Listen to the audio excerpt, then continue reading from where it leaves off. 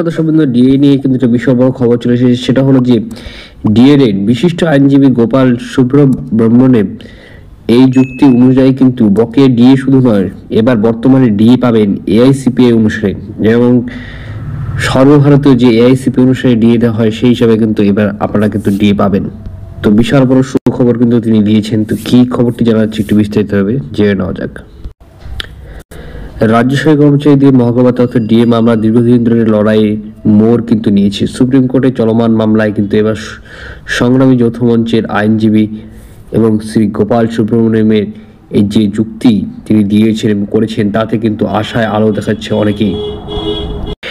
এই মামলা কেন্দ্রবিন্দু রয়েছে কিন্তু রাজ্য সরকারের একটি পুরনো বিজ্ঞপ্তি এবং সর্বভারতীয় উপভোক্তা মূল্য সূচক অর্থাৎ এআইসিপিআই সরাসরি সম্পর্ক। আসুন আমরা পুরো বিষয়টি একটু সহজভাবে বুঝে নিই। তো রাজ্য সরকারি কর্মচারীদের জন্য এই অর্থটা কি আছে, যদি সুপ্রিম কোর্ট এই যুক্তিটি মেনে নেয় তাহলে কিন্তু রাজ্য সরকারি কর্মচারীদের কেন্দ্রীয় হারে ডিএ পেতে পারেন। যেখানে আপনারা জানেন অন্যান্য রাজ্য কিন্তু অলরেডি কিন্তু কেন্দ্রীয় হারে কিন্তু রাজ্য সরকারি কর্মচারীদের কিন্তু ডিএ দিয়ে যাচ্ছে। শুধুমাত্র বকেয়া ডিএ নয়, ভবিষ্যতে কিন্তু কেন্দ্রীয় হারে ডিএ পাওয়ার সম্ভাবনাটা কিন্তু এই অর্থে কিন্তু প্রবল হয়ে উঠছে। এই মামলাটি তাই শুধুমাত্র যে কিছু টাকার লড়াই তা নয়, এই মামলাটি রয়েছে কিন্তু রাজ্য সরকারি কর্মীদের অধিকারের লড়াই। এই মামলার রায় পশ্চিমবঙ্গের লক্ষ লক্ষ সরকারি কর্মীদের জীবনে একটি বড় পরিবর্তন আনতে পারে।